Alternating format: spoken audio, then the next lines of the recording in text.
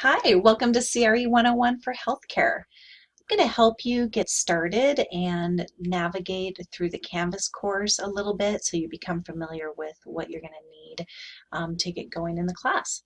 As you can see, we're on the home page, and the first thing that you want to notice is that there is a big green button that says Start Here. So let's do that. What you'll see are 4 steps. They're going to help you get started. You will have a couple of welcome videos, including this orientation video.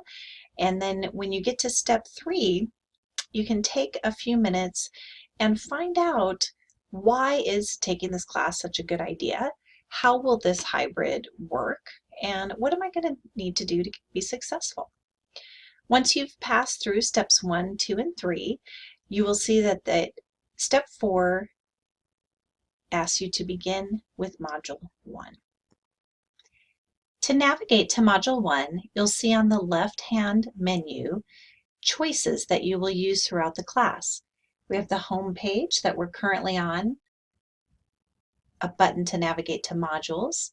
When you have assignments or announcements, discussions, you'll be able to see your grades. So let's go ahead and navigate to Module 1.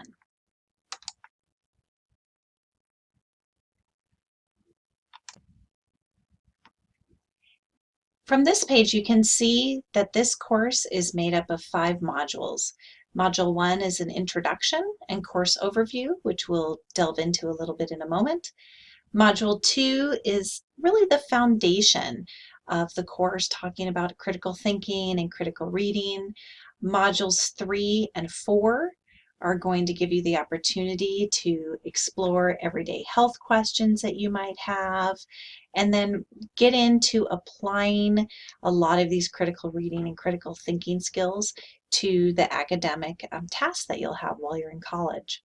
Module 5 is going to be the culmination of the course and will give you the opportunity to explore career paths in healthcare, what it's like to work in this professional world, and to complete a community project. So let's go ahead and take a look at some of the course overview information. Again, in module number 1, we see that we should start here with course orientation. So the orientation, this is the same link that you had when you clicked on the big green start button. Next, you have a link to be able to meet your instructor, so you can find out a little bit about who you're going to be sharing the semester with. Following that, you will see a link to the course syllabus. Once you open the syllabus, you'll be able to see the textbook that we'll be using for the class, which is directly applicable to your chosen healthcare field. You can get the ISBN number if you need to order the book, a reminder of when you're going to need that book by. And then as you scroll through the syllabus, you'll see some of the pertinent information. A course description. If you click on this button, you can see the course objectives that we'll be covering for the semester, and an expectation of how much time you want to devote in your schedule to this class. Some important dates you'll want to be aware of here on the first page of the syllabus. As you continue to scroll down, you can find out what your grade will be based on. I'm sure everybody wants to get an A in the class, and you'll be able to. So you'll see that it's made up of the largest portion of the grading is portfolio writing, assessments, and your community project. Additionally, you will be assessed on critical reading, skills and concepts, important terms that you'll be learning throughout the class, and then finally, activities and assignments, including reflections and discussion board postings. We don't want to have any late work, but sometimes we know life gets in the way, so you definitely want to read through the late policy and make sure that you know what penalty exists if you turn work in late. A reminder of plagiarism and the policy. for that in this class are contained in the next section of the syllabus. Many of you are probably familiar with the program Turnitin through Canvas. It's a great opportunity for you to be able to submit your work a day or two before the deadline, get a little bit of feedback in terms of how well you have paraphrased and how original your writing is. And if you receive a high score on Turnitin, then that lets you know that you need to reword or rework your paper.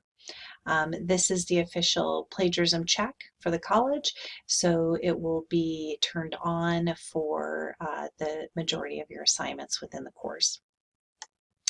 If for some reason things happen and you find yourself in a position where you're going to need to withdraw from the class, you'll be able to click here to see the withdrawal policy.